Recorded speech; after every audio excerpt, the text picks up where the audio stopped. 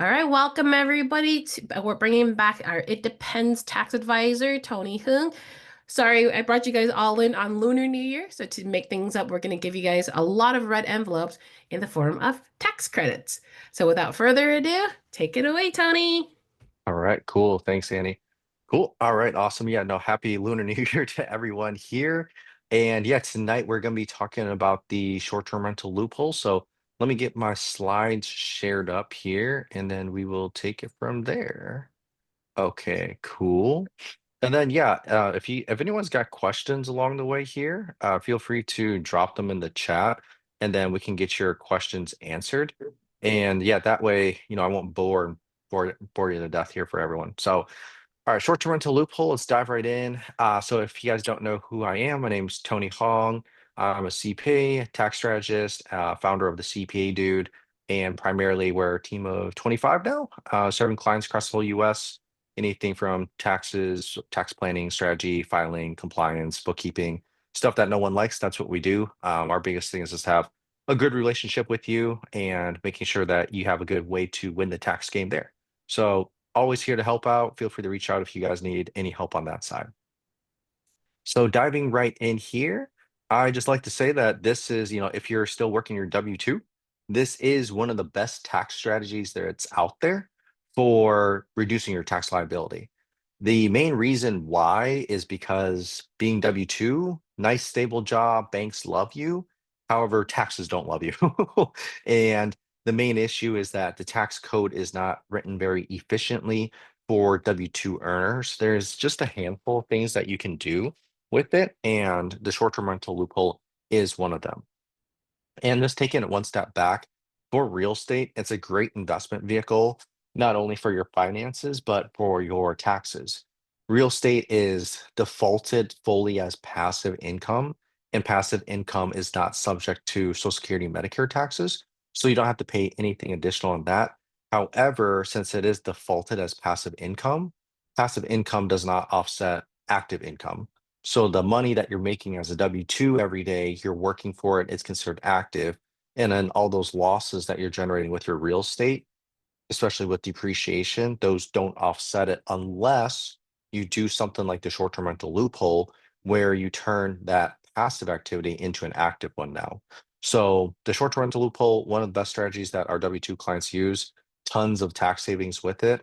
And I'll dive further into how do you actually get it. So kind of just to dangle the carrot in front of you here before, you're just kind of tune out is here's an example from one of our clients. And this is they bought a $412,000 house in the Midwest.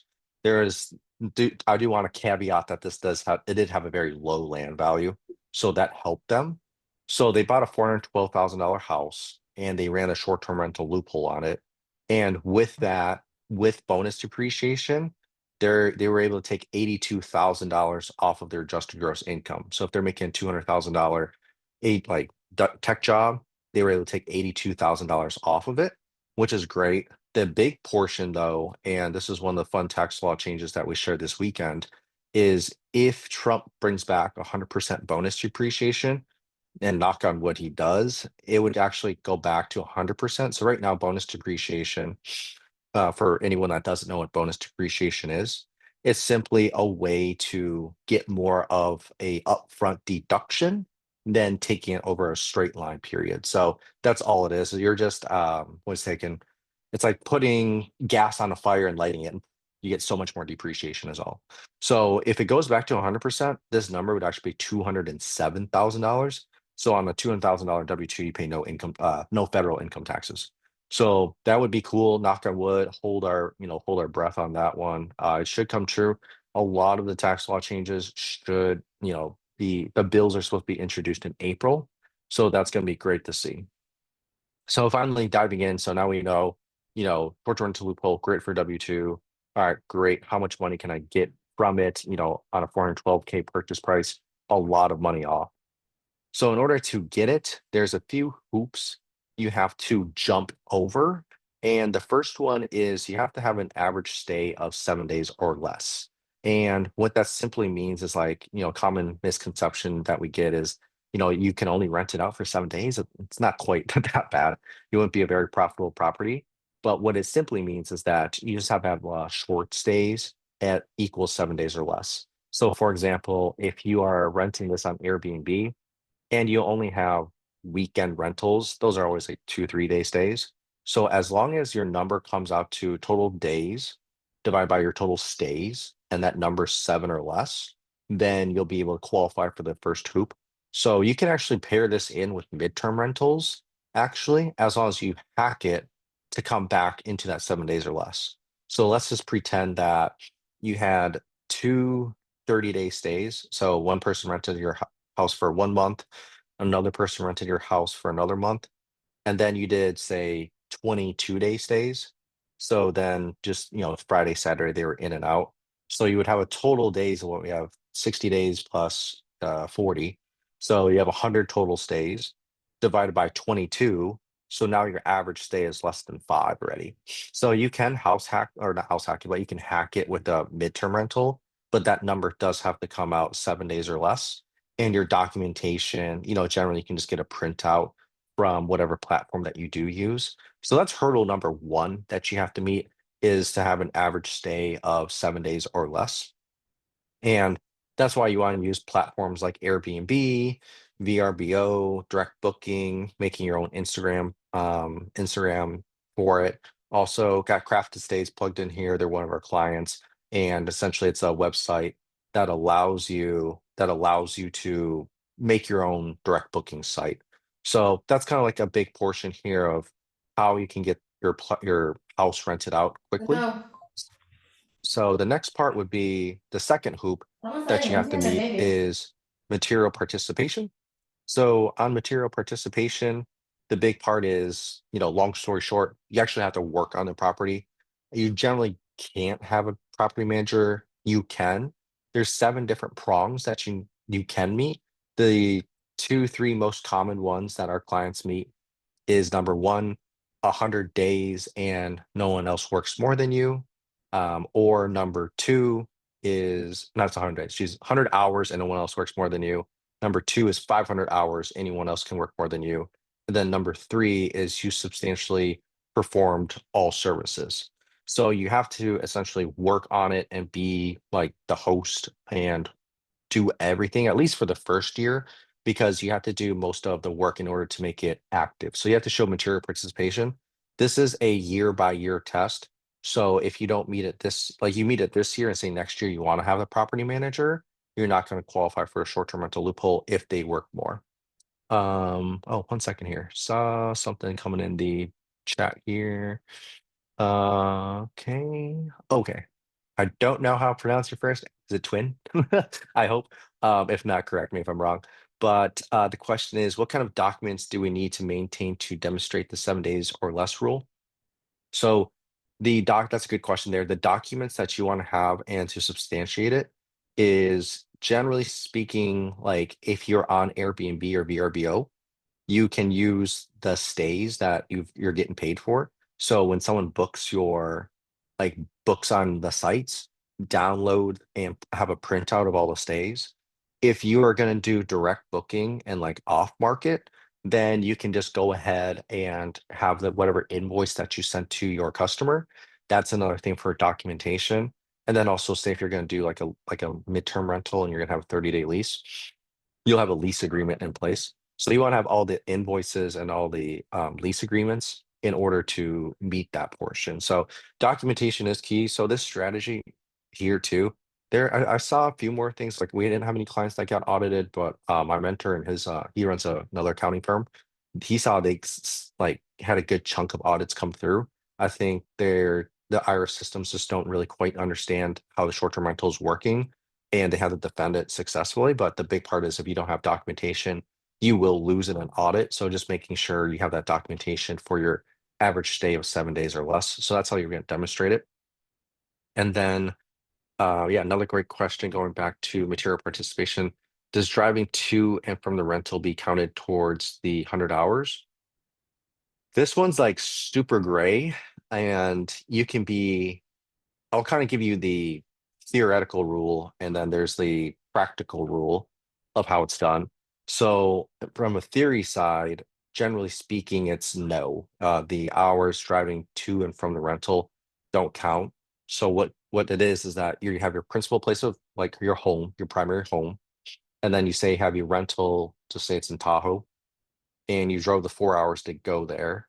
That does not count because that's your first stop of business. However, say you made it to the rental and next you have to go to Home Depot, then the drive time from that counts because that's like a stop that you made already from the first checkpoint. So you driving from your home to the property, that generally doesn't count. And then the ride back from the home from the investment unit back to home does not count. But all the in between stops, they say the hours and the miles that do count for that purpose. So that's like the more black and white rule.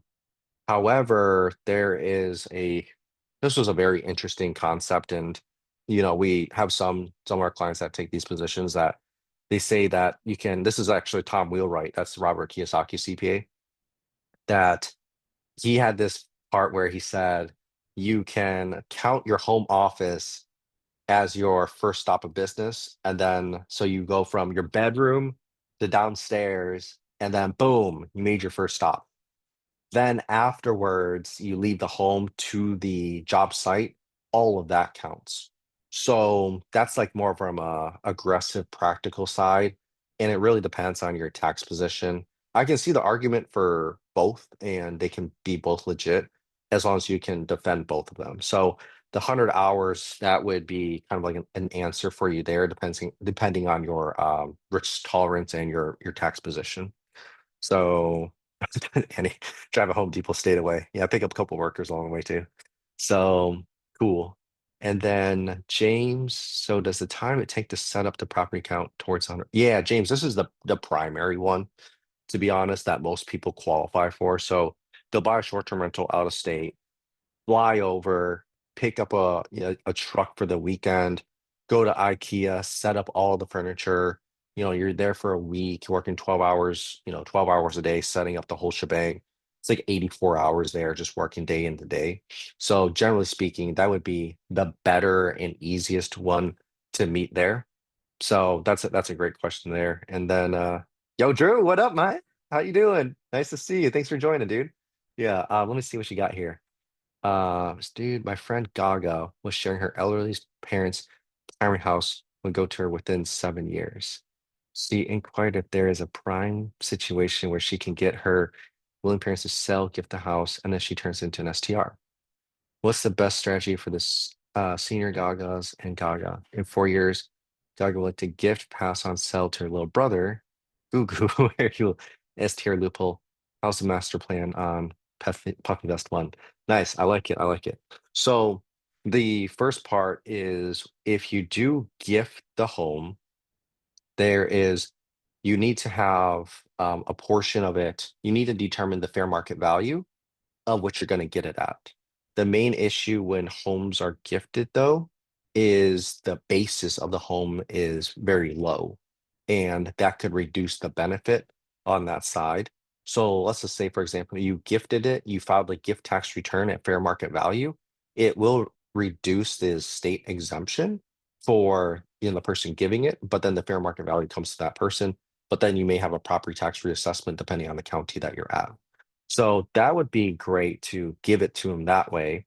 And then from that side, say if they're gonna give it back again or sell to the brother, you could also sell it once again at fair market value or something that's arm's length. And then whatever that sales price is going to be, then the recipient, the brother, would be able to take the short-term rental loophole again. But when you sell it, you're going to have depreciation recapture. So that's kind of like you can kind of strategize, but you can't. But that's generally the joke of the buy, buy, hold, die strategy, where once the person passes, it brings the whole basis back up to step up. So then that's like a great way to eliminate any type of depreciation recapture. Also, this is like generally the joke of how generational wealth is built. It just keeps on getting passed down, and each time each person passes, it goes up in fair market value. So you eliminate all depreciation recapture. But nice. All right, great, great. And then let's see. Oh, nice. Getting some good questions in here. Nice. Not a lonely night for Lunar New Year, so it's good. Twin here. If your rental doesn't qualify as an STR in year one, would the loss you incur transfer to next year? And if it does transfer, if your rental or maybe rental two qualifies as STR in year two, can the previous year's losses be carried over back to reduce your W-2 income? Okay, cool. Great question. So if you're not gonna get the STR loophole the first year you bought, so let's say I buy a property and life hits me, I can't execute the short-term rental loophole. I would not I would not run a cost segregation bonus depreciation on. I would just do a straight line and take barely, yeah, as little as possible. So that way my loss for this year won't be affected for next year. The reason why is because the losses follow the state and or the status of the year that you incurred it. So if you don't qualify for it, it's just going to become a passive loss and it goes into your passive piggy bank until you can use it. However, what you can do in year two, say you're ready to rock and roll, you're like, all right, I'm committed this year, no crap's going to happen. I'm going to do the short-term rental loophole. I'm going to do material participation. I'm going to make it happen. Then you want to do the short-term rental loophole, 100 hours, average stay of 7 days or less. And then from there, this is the year where you run your cost segregation and take bonus depreciation. So bonus depreciation, you can take that in the year that you choose. You'll just have to do a change of accounting method, which pretty much just changes, say, hey, I was taking a straight line over 39 years, and now I'm going to light all of it on fire this year. So you can pick and choose when you want to do it. You always want to do the STR loophole of like when you are able to qualify. I was talking to some dude in Instagram today, and then he bought an STR in December, but he wasn't able to like get it up and running. And then he wasn't able to qualify for the STR loophole. So I just told him like, dude, just do it for 2025 and then we can chat then. So yeah, do time it the right time for you to make sure you get the biggest bang for your buck. The other great part about timing is you may want to buy an STR in the year that you have a massive spike in income. So that way you can reduce that spike. So say that you're in normally in the 24% tax bracket and you got a big spike just because I don't know, you got into some meme coin and got a lot of cap gains. Then you want to do the STR loophole because if you went from 24 to 32%, you want to jump back down to 24%. You want to time when you do your STR loophole also. Cool, cool. Think that. Oh, nice. What up, Danny? Nice. Yeah, Danny's got all the STR experience here. So if you need anything, he's your go-to guy. He's logged many hours. Cool. Nice, nice. Yeah, record. Yep, exactly. Nice, nice. There we go. Cool. Annie winning the lottery. There we go. It's just not the tax lottery, knock on wood. So yeah, material participation, very key. So hoop number one, average stay of 7 days or less. Hoop number two is you have to have material participation. And then yeah, tracking your hours, super important. You can use many tools. There's Clockify, which is free. I like to just recommend that just to save some costs. And do track your hours of like how your attorney would bill you. So your attorney's going to bill you for every 6 minutes. The IRS wants to see the same style too. So you don't really want to round up to say point like half an hour. It's like every half an hour or every hour. They don't really like seeing round numbers. Same thing on your tax return. They don't really like seeing round numbers. So, as close as you can. I mean, even to the 0.25 is great, just not a full hour. It just doesn't look as good. So making sure that you track your hours. So Clockify is a great tool. Reps Tracker, it's a paid tool. I think they gave us some code CPA Dude, but I don't know if anyone's ever used it. So those are a couple tools that you can use. You can use your Google Calendar too. Just make sure it's all logged in there. The log, what you want to have is like what you did, the date you did it, the time like that you actually did to do it, to showcase like what you're actually doing. Because the one big thing, so I have a IRS tax auditor on my team, and when they poke at logs, they're just poking to see if you actually did it. So your hour log, they'll want to see that. If you're taking travel, they want to see what your travel itinerary is. If you're taking meals, they'll see what your meals was. If you're doing mileage, they're going to want your mileage log. They just like to poke at easy areas. And if you can't support a log, they're just going to disallow the deduction. So tracking your hours is super crucial here. For tax filing purposes, or if you TurboTax it, it's not like when I prepare your tax return, actually attach those hours to your tax return. It's more so, hey, do you have it just in case, crap hits the fan? We actually have something to work with. Same thing with TurboTax. It's not like you actually put in the hours anywhere. It's more so the burden of proof is always on the taxpayer. So if you don't have proof, no proof, no, I just go gone. So making sure you have good hour documentation. So finally, you've hopped through all those hoops. The key part here, when you want to do the short-term rental loophole the right way, I have shockingly seen this executed the wrong way. And I was like, dude, I don't know. You did all that work. You did it wrong. So get yourself a cost segregation study.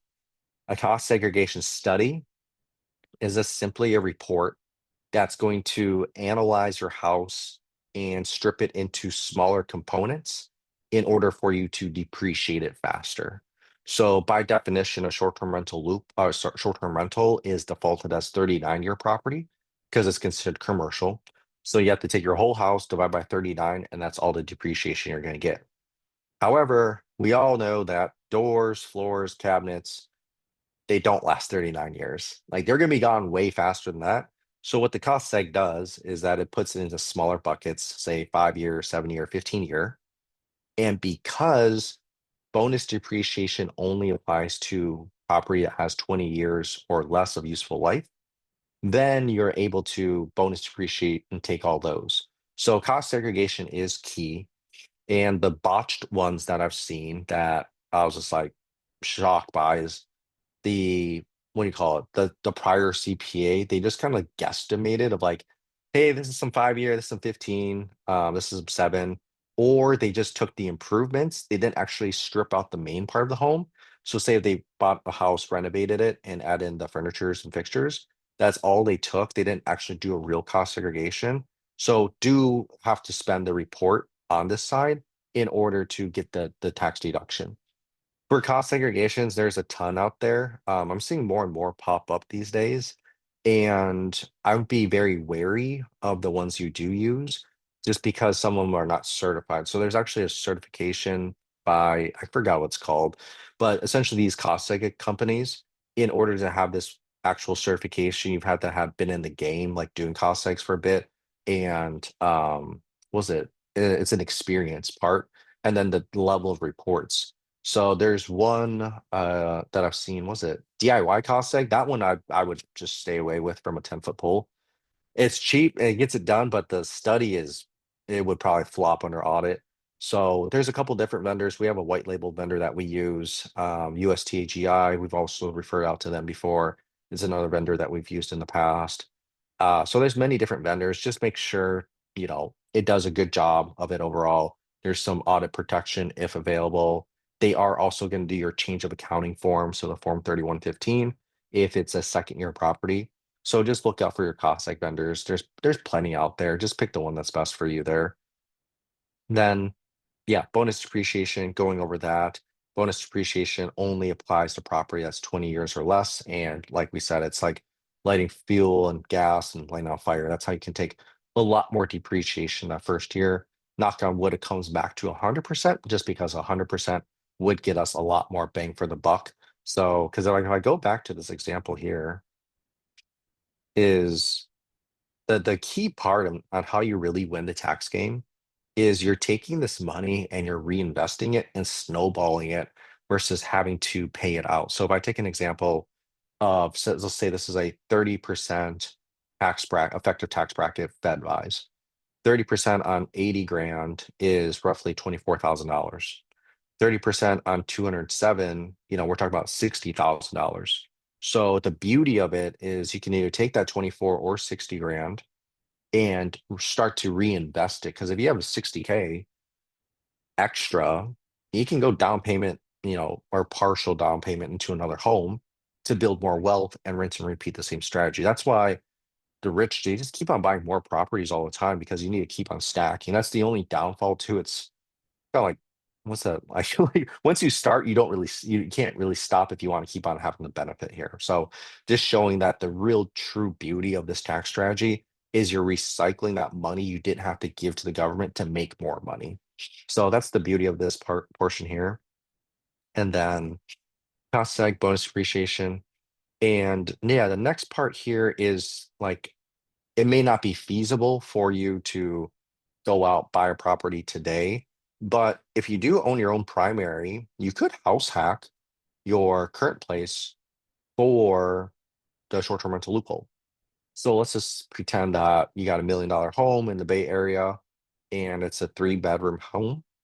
You could just house hack one of those bedrooms, list that on Airbnb, and then just take 33% or the square footage of that bedroom to the total part of the whole apartment or home, and then that would be your write-off. So you could house hack just one room. Plus, it's way easier to meet material participation if it's in your own home. Also, it's easy to defend under audit too. So house hacking is an easy way in order for you to reach the short-term rental loophole. And then this is a portion where some people do it wrong, do it right. And, one question we always see is, do I report this on Schedule C or do I report this on Schedule E? Schedule C is for sole proprietors. Schedule E is for rental real estate. And how people get confused is that they think it's an active business because you're doing all this active parts and put it on Schedule C. While this like 9 times out of 10 is incorrect, the slight chance that it's actually is correct is if you're actually like a real bed and breakfast host. So the short-term rental loophole, just for a small thing of history, is it actually came out of the 1986 tax reform. And it was pretty much a tax part for that allowed bed and breakfasts to write off the depreciation against the bed and breakfast operations. So this is why they want you always working in it. Like a bed and breakfast, that's why you churn people in and out. You're actually working in it. And that's made more so for Schedule C. So Schedule C generally is wrong. And if your CPA is going to put on Schedule C, it's not going to be good just because it also makes you look worse if you're going to go qualify for loans in the future too. So we actually had that. I think Danny, your friend, we looked at his tax return and it didn't make him look good for the bank. So yeah, put it on Schedule E is the big portion for you there, or is Schedule E, just because Schedule E, it's a true rental real estate. And another part is like if the CPAs don't know about real estate or you can't trigger it, they'll just put on Schedule C and it'll just automatically reduce the income. But E 9 times out of 10 is the right schedule to put it on. So make sure you put that. The other portion too, um, for the Schedule E is when you're qualifying for loans, they'll actually look at how much money it is by how many days that you put it out for. So there's a box on your tax return is that you say how many days was this rented out for, and say if you bought that property in the middle of the year, you don't want that box to be 365. You want that box to be like 182, 183, however many days it is. That way, when the loan officer goes in, they'll actually calculate it more revenue towards your side, so your DTI gets a little bit of a relief. So just one thing that I've seen there from a mess up for other like tax returns we've seen. So just kind of giving you guys a little tips if you want to qualify for loans using your STR on that side. So, oh yeah, we'll keep names private here. So that's Schedule C or E. And then this partnership here. So let's just pretend that you want to mitigate your risk and you want to have a buddy to do the short-term rental loophole with. And you decide to together to form a partnership. So let's just say, I decided to, be like, yo, hey, Annie, let's go and half on this property. And we form a partnership, we get our LLC, get an operating agreement, everything's, kosher just in case anything were to hit the fan. Then the issue with the partnership, though, is only one person can take the short-term rental loophole on their taxes. The reason why is because the rules state for material participation is it's 100 hours. No one else works more than you. So that's literally just one person. Or 500 hours, anyone else can work more than you. But the likelihood that two people work 1,000 hours, which is literally a part-time job, right? That's a full work year is 2,080 hours. So this literally be 1,000 hours. So it's not feasible that you worked 1,000 hours, two people on one property, unless this thing was like a true operation. The whole thing with taxes is that's facts and circumstances. It's not always black and white. So it could be true actually, but generally speaking, it's probably not true. So so that's the partnership. So one person will get it, and kind of like one hack that we've like done in the past and told some folks was like, hey, whoever makes more money, take the short-term rental loophole on your tax return. That way, because you're in a higher tax bracket, you're getting a better squeeze for your tax dollars. And then on the back end, under the table, however you want to work out the refund with your buddy, with your partner, then make it happen that way too. So it's fine to have Airbnbs in a partnership with someone else, but you do want to have it as a higher taxpayer and then push it out the other way, figure out the how you want to do that portion there. So that's the partnership style. And yeah, that's everything on the short-term rental loophole. If anyone has any questions, you can find us everywhere on the CPA Dude is our handle on everything. Feel free to scan the QR code. You can schedule up a time with my team. We can talk more about it and talk about our services on that side. So, but yeah, if we got questions too, feel free to drop them in the chat or feel free to just voice it over and go on Zoom here. Let's see here. So we got a couple questions coming into the chat here. So we'll go here first. So, all right, let's see here. We got James. The STR loophole you talked about so far only works for properties that you own, right? What if you do arbitrage? Yeah. So you have to own the property in order to do the short-term rental loophole. The reason why is because depreciation only works on properties that you own. However, if you do arbitrage, there's a whole another set of like tax strategies that you can do for it, kind of giving you like a quick like high level bird's eye view how we handle it for arbitrage clients is depending on how big they get, we will probably push it into an S corporation because an arbitrage is more so a real business at that point. So if you push it into an S corp, because arbitrage is actually more or less reported on Schedule C if you have a handful of these versus just one. So you want to turn this into an S corp. And then from the S corp, you deploy all the traditional S corp strategies from your self-directed IRAs, solo 401ks, SEP IRAs, income shifting, paying the kids, paying the mom, dad.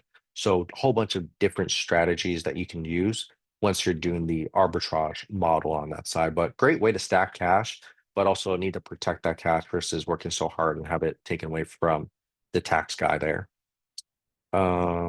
Cool. Let's see, Andrew. How long should we keep our receipts for audit defense purposes?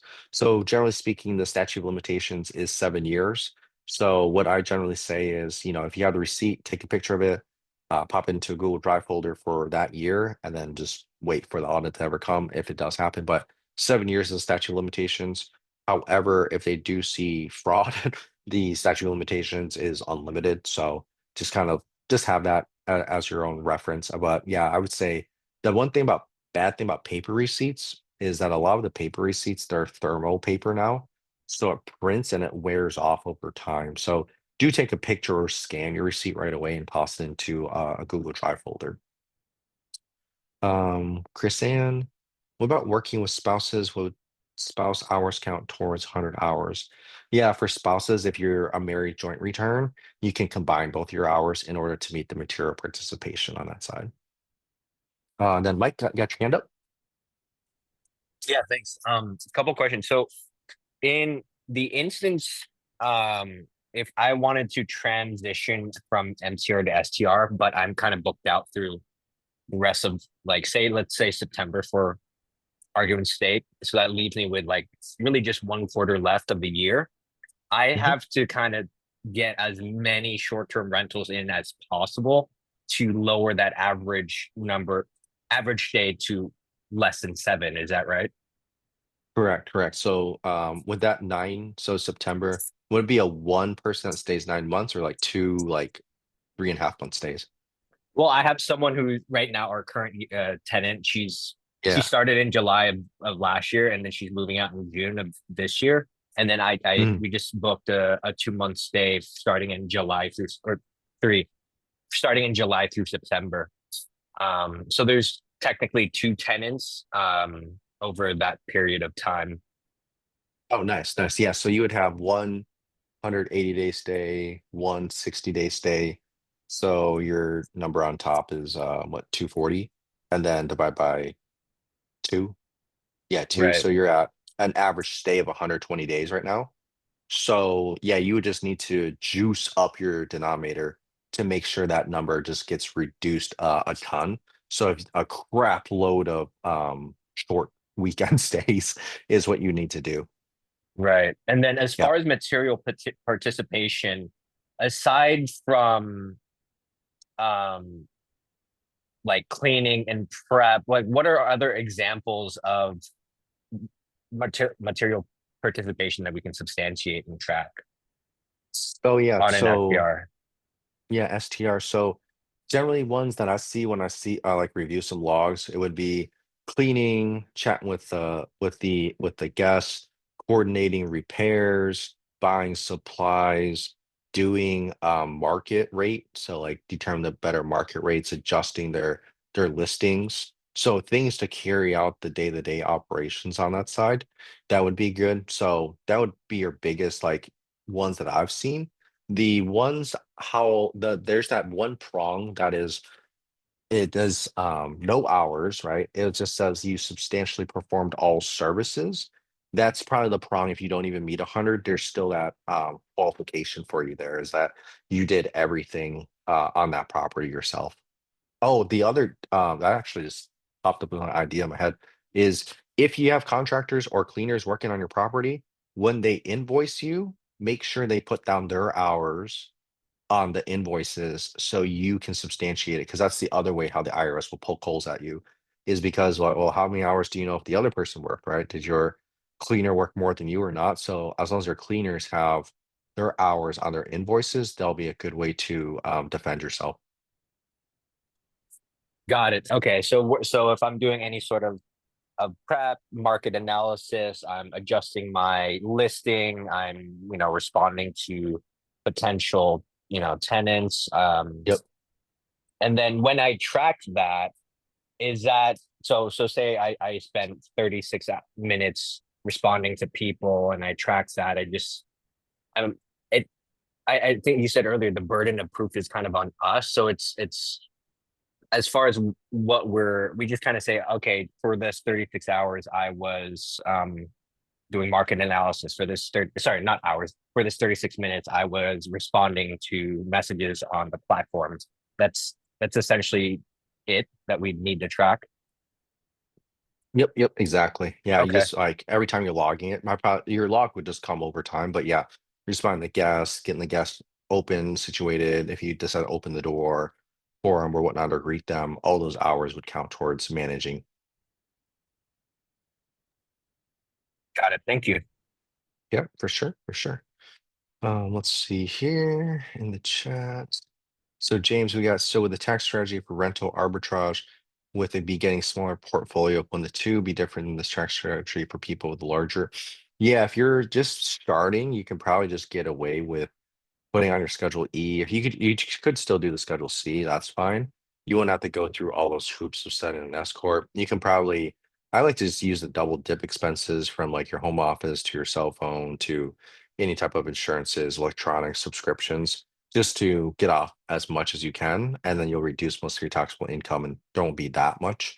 And then once you upgrade your portfolio or get other properties, then you can change your tax strategy. Let's see. Annie, chat with a guest. All fails rent a tour for a day and chat about real estate all day. That's actually a pretty good topic to bring up. Is that sometimes we get questions about, hey, can I rent it out to a family member, or can I rent it out to a friend? And there are like rules related to related parties, but you could just, as long as it's fair market value, though, I think that's and there's a real money handoff, then you're probably going to be more or less okay. But yeah, if you can't find anyone to rent out your spot you bought in December, you know, rent it to Annie for, fair market value. And then, from there, Annie can take you guys out for dinner or something. But you do want to have some more legitimate stays on that side. But as long as it's more fair market value, we've always seen that position as it's better to have. You can still make it happen. Let's see here. Good, good. Oh, no, sorry. Driving part. Okay, and then what's the number in the portfolio where I should look at switching over towards an S corp strategy? So not the number of properties, it would be the net income of the properties total. So if you're 50K net income and you don't live in California, that's when you want to do that. If you're in California, I'd probably say 70,000. The reason why I say 70,000 is because California LLCs and S corps cost $800 a year. So, but any other state is you don't charge you for having an LLC. So, yeah, that's 50K if you're not in California, 70K if you're in California, net income. So, total rents that you're getting minus, your rent that you got to pay the homeowner minus all your operating expenses. That's when you want to consider doing an S corporation. Giant Sarah house party. Yeah, we can make that happen. Oh, dude, that should that's actually a really good part. You're giving me really good ideas here, Andy. So another tax strategy that's not related to any of this that we're talking about here tonight, but using real estate is if you own a primary home and you have a business, you can actually use the Augusta rule to juice up your expenses. So the Augusta rule, what that is it was the golf tournament down in Augusta, Georgia, where people would be renting out their homes for that big tournament. And what the rule became was if you rented your home, your primary home, 14 days or less per year, all of that income is tax free. So how we strategize that now for tax purposes and use it for your advantage if you own a business, and this is why the tax code is written so heavily well for businesses, is that say if I have my company and Annie's like, hey, I'm gonna throw a Sarah party. Also, let's make it a little tax event. Then I'm like, all right, cool. How much are you gonna charge me for rent? Annie goes, looks it up on Peerspace or movie theater rentals or Airbnb and sees what's the hourly rate. Oh, it's $200 an hour. All right, we're gonna rent out her house. Actually, Barb should use this a lot. So you rent out the house for 8 hours times $200, $1,600. So I would then pay Annie $1,600. Then from there, Annie doesn't have to report that as taxable income because she's only going to do this 14 times or less per year. And then how you control it for yourself, though, is like if this is for Annie's business, then the business gets a write off and then she picks it out personally, all tax free. So anyone who owns a business here, you should really consider the Augusta rule if you're not using it today. It's a way to get a great non-cash expense on your taxes off that you don't have to pay taxable income on. So a lot of our clients, I think we average about 14 grand of a write-off when we do deploy it for our clients, average throughout the whole US. Mike here, does the Augusta rule apply to sole proprietors? It does not apply to sole proprietors. So it's primarily just a S corporation or a C corporation type of strategy there. Um, yeah, 50 people at my house. Yeah, I don't know. We got to work on that warehouse still. That warehouse idea by Point Isabel. That's the goal there. How But come yeah, the Augusta rule has to be with the S corp or C corp when you said it's also primary homes? I assume people with primary homes don't go for S or C corps. so this would be so it's for a business write-off because you need to conduct business events. So Mm, for sole proprietors though, the issue is that because you're still a sole prop, it's not like there's not a the rule wouldn't apply for the sole prop just because it would kind of be like a circular because you have that rent and they don't allow you to write it off for sole props. So that's why you have to be a corporation for or S or a C corporation to do this. mm. Yeah, but you do actually have to own the home. But there's one loophole we kind of like been exploring with is using the Augusta rule multiple times for other people's properties. So say you have your mom's house too, like have your business rent out the mom's home for 14 days a year. If you have that many business events, like you actually have to have business events that often, like 14 days is literally one more than once a month. So you need legit events going on. It just can't be, hey, I'm gonna come hang out, charge me $1,500. I don't know. You know me. 14 days is not hard. All I have to do is pimp you out. A 14 day, yeah, right. There's what, 2 events in less than 1 week. So Right? yeah, we're No, going at it Annie, those are already. festivals now. We're talking Fair festivals. Stair festivals, Oh, tax festivals, whatever you Fairfest. want to call it. I like that. That's a new one. Yeah, that Annual 2 week Fairfest. yeah, exactly. Who's got the nicest house in the Bay Area? That's what we You. gotta do. Yeah, I don't know. We're in Richmond, Annie, so we need someone in like the peninsula or something. They can come to Um, us or you, that, not me. that's true. That's true. Nice. Does the Augusta rule apply to multi-member LLC? It does. The only quirk with multi-member LLCs is you have to split that deduction with the respective partners. So generally, like a lot of S corps tend to be like one or two people, husband wife combo, or like single member S corps. But it does apply to multi-member LLCs too. So that does work. The other part for multi-member LLCs is generally speaking we take a lot of multi-member LLCs and switch them over to S corps though, just because multi-member LLCs are just kind of taxed more or less as sole props. It's not that efficient of from a taxation side too. But good question, there, Stephen.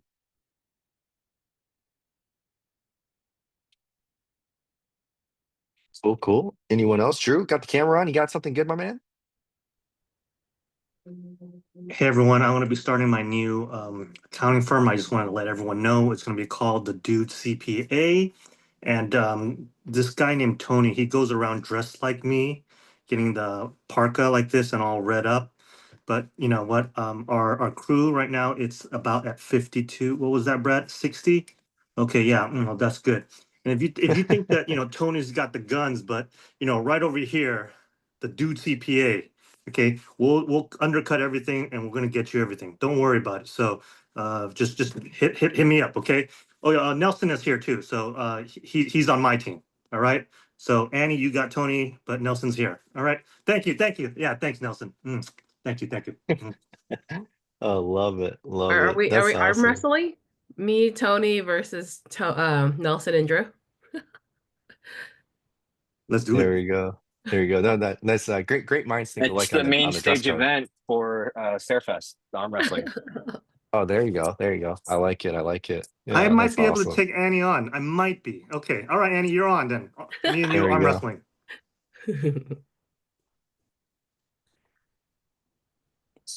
Oh, good stuff. Good stuff. I love it. Love it. Nice, nice. Well, that's good. That's good. I like it. Yeah, any other questions from anyone tonight? But yeah, I appreciate everyone hanging out on Lunar New Year. I know, there's many events that you could choose to do. Hang out with fam, shoot the shit. But I appreciate everyone's time here to listen about taxes. Hopefully you learned something here. If not, I apologize for wasting your time. But if you got questions, feel free to hit us up too on social or anything.